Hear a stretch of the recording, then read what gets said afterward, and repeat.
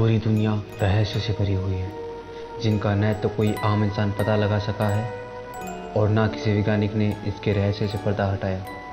आज हम आपको ऐसे ही रहस्यमय घटना के बारे में बताने जा रहे हैं, जिसका रहस्य आज भी बना हुआ है। इसकी हकीकत आज तक कोई नहीं जान पाया। तो दोस्तों, मैं हर्षित राजपूत रेट्रो स्टूडियो पर हर मंगलवार आपके लिए लेके आते हैं एक अनोखी कहानी। तो चलिए शुरू करते हैं। अगर इससे पहले आपने हमारे चैनल को सब्सक्राइब नहीं किया है तो सब्सक्राइब कर ले, ताकि आप हमारे आने वाली वीडियो को देख सकें। तो चलिए शुरू करते हैं। आज हम आपको ऐसे एक विमान की कहानी बताने जा रहे हैं जो उड़ान भरने के बाद आसमान में गायब हो गया, लेकिन 35 साल बाद अचानक उसी एयरपोर्ट पर लैंड करता है जहां उसे पहुंचना था।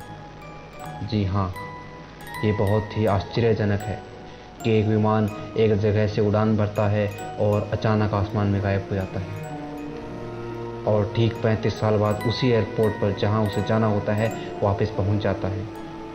तो आखिर क्या हुआ होगा ऐसा? आखिर 35 साल वो विमान कहाँ था? कैसे ये विमान सही जगह पर पहुंचा?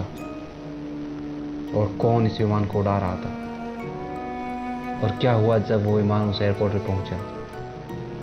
तो दोस्तों, हम बात कर रहे हैं सैंटियागो एयरलाइंस के विमान संख्या 513 के बारे में। दरअसल सैंटियागो एयरलाइंस की फ्लाइट संख्या 513 ने पश्चिमी जर्मनी के अंकिन एयरपोर्ट से 4 सितंबर 1954 को उड़ान भरी थी। 88 यात्री और 4 क्रू मेंबर के साथ उड़ान भरने वाले इस विमान को 18 घंटे बाद ब्राज़ील के पोर्टो एलेग्रे एयरपोर्ट पर लैंड करना था, लेकिन उड़ान भरने के कुछ घंटों बाद ये विमान आसमान में गायब हो गया। विमान का संपर्क ATC यानी एयर ट्रैफिक कंट्रोल से टूट गया। तमाम कोशिशों के बावजूद इस विमान में ATC का कोई संपर्क नहीं हो सका। उसके बाद जर्मनी और ब्राज़ील की सरकारों ने विमान को ढूंढने की तमाम कोशिशें की, लेकिन हर कोशिश बेकार हो गई। विमान में सवार 88 यात्री और क्रू मेंबर के 4 सदस्यों का कोई पता नहीं चला, और न ही विमान का मलबा मिला। जब विमान का जमीन से संपर्क टूटा, तब विमान अंटार्कटिक महासागर के ऊपर उड़ान भर रहा था। बचाव दल और खोजी टीमों में इस विमान के मलबे और यात्रियों को खोजने की काफ़ी कोशिश की, लेकिन कोई फ़ायदा नहीं हुआ। उसके बाद दोनों देशों की सरकारों ने मान लिया कि ये विमान अटलांटिक महासागर में हादसे का शिकार हो गया, और विमान के सभी यात्री इसी में समा गए। खोजी और बचाव दल ने अपनी रिपोर्ट में पेश कर दी और बताया कि विमान अटलांटिक महासागर में हादसे का शिकार हो गया और विमान में सवार सभी 12 लोगों की मौत हो गई। बहुत समय गुजर गया, 1 साल, 2 साल, 4 साल, लेकिन विमान का कोई सुराग नहीं मिला। लेकिन एक दिन 12 अक्टूबर 1989 को पोर्टो एलेग्रे एयरपोर्ट के ATC यानी एयर ट्रैफिक कंट्रोल की स्क्रीन पर एक अनजान विमान देखा गया। ATC ने विमान के पायलट से संपर्क करने की कोशिश की, लेकिन विमान के पायलट की ओर से कोई जवाब नहीं आया। ये विमान तेजी से एयरपोर्ट की ओर बढ़ रहा था। ये सब देखकर एयरपोर्ट के अधिकारियों में हड़कंप मच गया, क्योंकि विमान तेजी से एयरपोर्ट के रनवे की तरफ आने लगा। जबकि विमान के पायलट ने ATC से विमान को लैंड कराने की इजाज़त भी नहीं मांगी थी। ATC ने जल्दी से उस रनवे को खाली करा दिया जिसकी ओर ये विमान आ रहा था। थोड़ी देर में विमान ने रनवे पर लैंड कर दिया। ये देखकर एयरपोर्ट के अधिकारी हैरान रह गए कि बिना इजाज़त के कोई अनजान विमान एयरपोर्ट पर लैंड करा गया।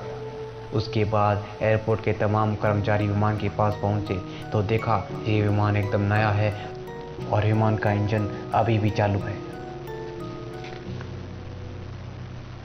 एयरपोर्ट के कर्मचारियों की नज़र जैसे ही विमान के ऊपर के हिस्से पर पड़ी, जिस पर एयरलाइंस का नाम लिखा था, जिस एयरलाइन का ये विमान था, ये विमान उसी सैंटियागो एयरलाइंस का था जिसका एक विमान 35 साल पहले अटलांटिक महासागर के ऊपर गायब हो गया था। ये देखकर एयरपोर्ट के अधिकारी घबरा गए, क्योंकि ये एयरलाइंस हादसे के 2 साल बाद यानी 1956 में बंद हो गई थी। उसके बाद कुछ कर्मचारियों को विमान के अंदर भेजा गया, लेकिन जैसे ही कर्मचारी को विमान के अंदर पहुंचे तो अंदर का नज़ारा देखकर उनकी चीखें निकल गई, क्योंकि विमान की सीट पर इंसानों के कंकाल बैठे थे। उन्होंने सीट बेल्ट भी लगा रखी थी। उसके बाद कुछ अन्य कर्मचारियों को विमान के अंदर भेजा गया, उन्हें भी वही नज़ारा दिखा। उसके बाद विमान के कॉकपिट का दरवाज़ा खोला गया तो सबसे हैरान करने वाला नज़ारा देखा गया, क्योंकि विमान के दोनों पायलट भी कंकाल ही थे। एक ने विमान को कंट्रोल करने वाले हैंडल को पकड़ रखा था। पहली बार इस विमान की लैंडिंग की कहानी वीकली वर्ल्ड टैबलॉइड मैगजीन में 14 नवंबर 1989 को छपी थी। इस कहानी को छापने वाले पत्रकार थे इरविन फिशर। जब एरविन फिशर ने इस कहानी को छापा तो तमाम लोगों ने इसे सच मानने से इनकार कर दिया, क्योंकि ब्राज़ील सरकार ने भी इस बारे में कोई जानकारी नहीं दी थी। लेकिन ऐसा माना जाता है कि सरकार इस रहस्यमय विमान की लैंडिंग की कहानी इसलिए किसी को नहीं बताई कि कहीं लोगों में भय पैदा ना हो जाए। लेकिन आज तक कोई नहीं जान पाया कि आखिर सच्चाई क्या है।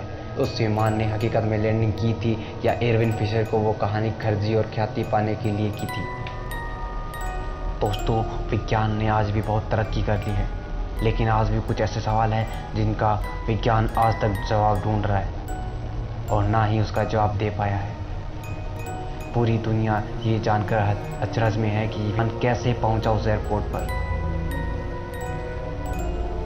तो दोस्तों, मिलते हैं अगली कहानी में, तब तक के लिए धन्यवाद। कैसी लगी ये कहानी हमें कमेंट करके ज़रूर बताइएगा, और अगर ऐसी ही कहानी आप जानना चाहते हैं तो हमारे चैनल को सब्सक्राइब कर दीजिए। इस वीडियो को शेयर करें अपने दोस्तों के साथ, ताकि उन्हें भी इस कहानी के बारे में पता चले। अपने दोस्तों को चैनल सब्सक्राइब करने के लिए बोलिए, ताकि आप भी रेड ग्रुप की फैमिली के साथ जुड़ सकें। धन्यवाद। तो मिलते हैं अगली वीडियो के साथ।